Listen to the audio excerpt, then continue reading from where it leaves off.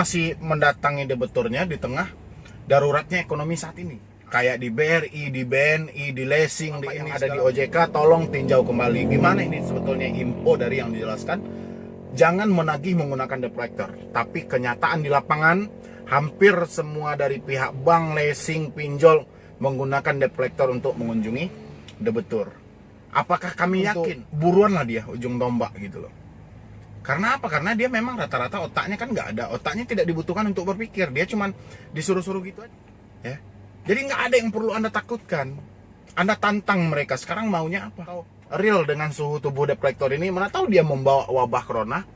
Jadi saya minta kepada Ketua Komisioner OJK, tolong ditinjau kembali. Ya. Kalau ada dari anggota OJK yang sempat lewat di channel saya, tolong sampaikan kepada ketuanya.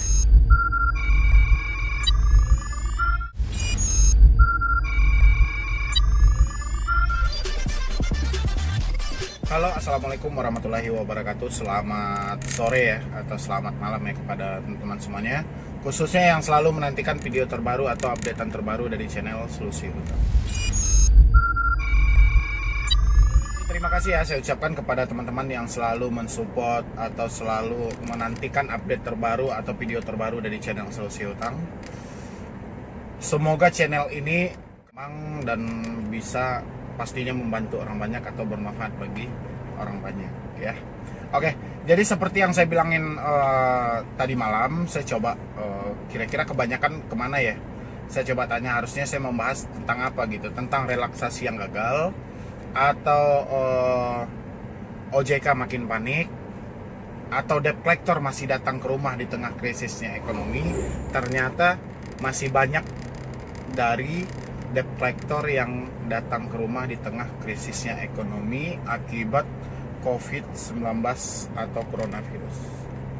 Ya. Makanya hari ini saya mau menerangkan sedikit atau memberikan penjelasan terhadap Anda, khususnya yang selalu dikunjungi oleh debt collector, didatangi oleh debt collector, baik dari debt collector bank, leasing, pinjol yang sering mendatangi Anda atau menjemput tagihannya langsung di tengah pandemik saat ini mau saya jelaskan. Tapi sebelumnya, bagi teman-teman semuanya yang belum support channel ini, silahkan disupport dulu. Semoga saya makin semangat dan saya bisa lebih mempelajari lagi atau mendalami lagi, harusnya seperti apa sih saya membantu Anda, atau seperti apa sih saya memberikan solusinya. Silahkan nanti juga masukannya bisa Anda kirimkan melalui email saya yang ada di sini juga boleh, atau melalui link komentar juga boleh. Harusnya seperti apa sih channel ini, atau seperti apa saya menyampaikan, topik apa, tema apa yang harusnya saya bahas, supaya teman-teman semuanya yang khususnya terikat di hutang piutang bisa sedikit tenang dan mendapatkan solusi terbaik ya. Jadi silakan dulu yang belum support channel ini. Terima kasih ya untuk teman-teman semuanya yang sudah support channel ini, sudah like, share, dan subscribe juga pastinya ya, supaya channel ini makin berkembang dan makin berkembang. Oke, seperti judul yang saya terapkan di atas, yaitu debt collector mendatangi debiturnya di tengah daruratnya ekonomi saat ini, COVID-19 ya, atau yang kita kenal dengan virus corona ya. Gimana bang cara menghadapinya? Itu yang paling banyak bertanya, dan saya juga sudah melakukan survei di komunitas saya di YouTube. Juga paling banyak permintaan mereka bahas tentang kunjungan debt collector untuk ke rumah. Cara menghadapi kayak mana gitu loh di tengah daruratnya ekonomi saat ini gitu. Ya. Oke, jadi di sini saya bahas sesuai dengan permintaan Anda. Oke ya. Jadi gini. Apabila debt collector mendatangi Anda ke rumah di tengah situasi saat ini, otomatis secara tidak langsung mungkin Anda panik, stres, pokoknya kayak mana lah. Karena gitu apa? Ya. Karena ya mungkin dari faktornya ya bisa jadi ekonomi, atau mungkin saat ini Anda tidak ada uang dan bingung harus bayarnya seperti apa, sementara si debt collector ini tetap mendesak gitu loh ya. Ditambah lagi dengan tekan-tekanan halus gitu ya. Sebetulnya gini, saya jelaskan kepada teman-teman semuanya. Sebetulnya tidak semua debt collector itu bisa mendatangi Anda meskipun Anda gagal di pinjol legal. Ya. Tidak semua dia akan mendatangi Anda. Tapi konsepnya, rasa takut yang terlalu berlebihan. Rasa cemas yang terlalu berlebihan. Rasa cemas ini lahir kenapa? Karena sulitnya ekonomi Anda saat ini. Sehingga Anda kebingungan harus bayar ini seperti apa gitu loh. Mungkin di beberapa debt collector yang menelpon atau yang mengunjungi Anda itu mungkin bisa memberikan pengertian. Tapi di sisi lainnya banyak yang tidak bisa memberikan pengertian. Karena apa? Karena dia dipekerjakan oleh perusahaan khusus buat menjemput tagihan itu. Jadi kalau buruan lah dia ujung tombak gitu loh. Karena apa? Karena dia memang rata-rata otaknya kan nggak ada. Otaknya tidak dibutuhkan untuk berpikir. Dia cuman disuruh-suruh gitu. Jadi kalau misalnya debt collector ini sudah datang ke rumah Anda, saat ini Anda tanya sama diri Anda. Ya, yang Anda takutkan kan konsepnya memang Anda tidak ada uang. Tapi hampir semua orang saat ini itu mengalami krisis ekonomi yang sangat dahsyat. Bukan Anda aja. Ya. Anda tidak mampu bayar uang, bayar hutang, hampir semuanya orang tidak mampu bayar hutang saat ini. Ya.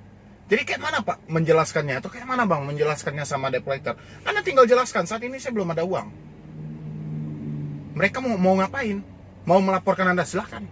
Mau memproses Anda secara perdata? Silahkan. Mau memblacklist nama Anda? Silahkan. Memang faktanya uang sudah tidak ada. Ya. Mereka datang ke tempat Anda tujuannya jemput uang. Anda tidak mampu bayar juga karena uang. Ya. Apakah ini disengaja? Tidak. Ini tidak Anda sengaja. Ya. Karena apa? Karena sekarang ini kan pembatasan sosial berskala besar. Dan kita dikarantina mandiri. Ya. Untuk diri kita itu dibatasi, untuk keluar rumah kita dibatasi. Bahkan bekerja pun kita sudah sebulan lebih diliburkan. Ya. Harusnya saat ini adalah Anda bertahan untuk hidup di tengah krisisnya ekonomi saat ini. Terus sampah itu masih datang ke tempat Anda, semacam debt collector itu. Anda tinggal jelaskan, saya nggak ada uang saat ini. Kalau Anda mau balik lagi ke sini, tunggu ekonomi saya pulih kembali, saya akan bayar hutang saya. Tapi kalau saat ini Anda mendesak saya untuk bayar hutang, sekarang mau Anda apa? Anda harus tegaskan sama debt collector ini, jangan pernah Anda takut. Ya. Semakin Anda ketakutan, mereka akan bermain di sisi di mana tempat Anda takut ini. Mereka akan hantam di situ terus. Tapi kalau Anda keluarkan argumentasi, Anda tidak takut, memang kita berada di tengah konfliknya ekonomi saat ini. Ya. Jadi nggak ada yang perlu Anda takutkan. Anda tantang mereka, sekarang maunya apa? Saya nggak ada uang. Anda mau menunggu. Kalau tidak mau menunggu, mau Anda apa? Kalau mau bayar hutang, pokoknya ada uang. Saya nggak ada uang.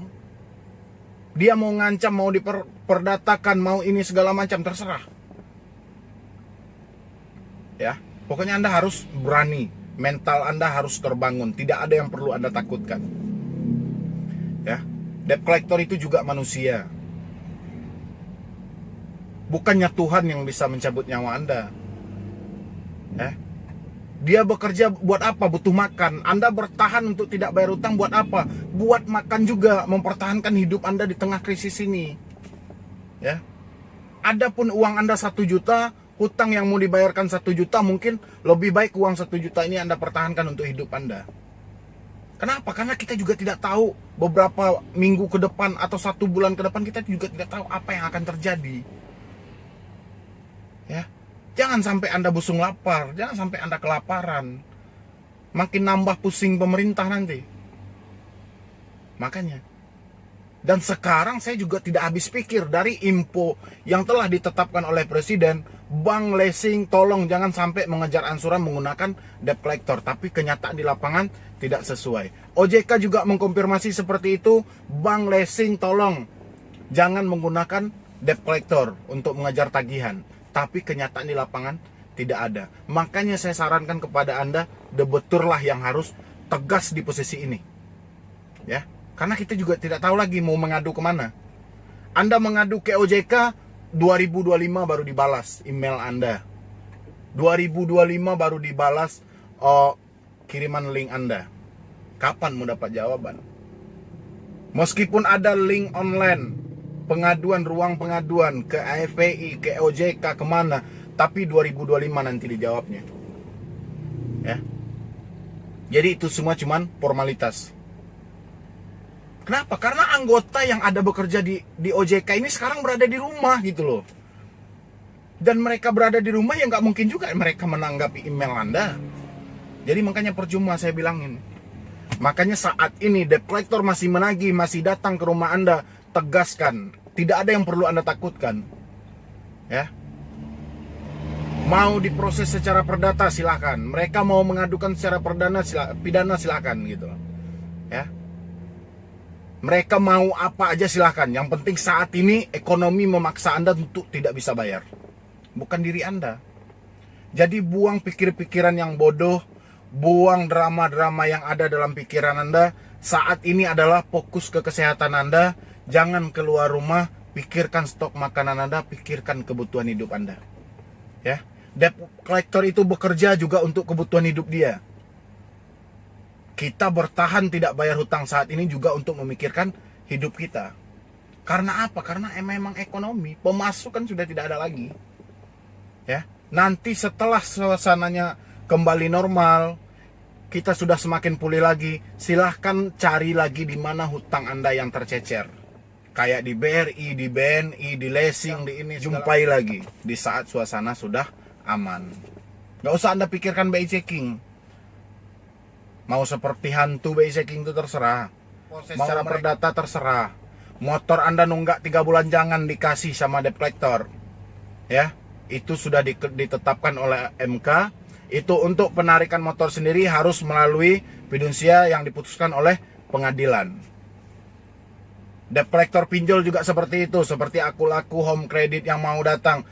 Terserah mereka maunya apa gitu.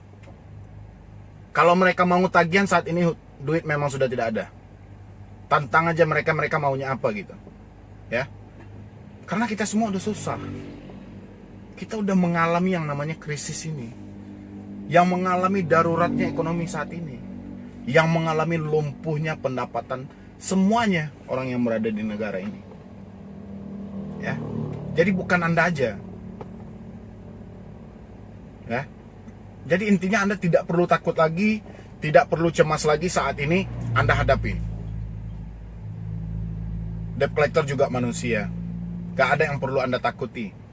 Debt collector itu bekerja, itu dia juga butuh makan, butuh minum buat anak istrinya. Ya, Anda tinggal jelaskan, nanti suasana sudah pulih, Anda datang lagi ke sini.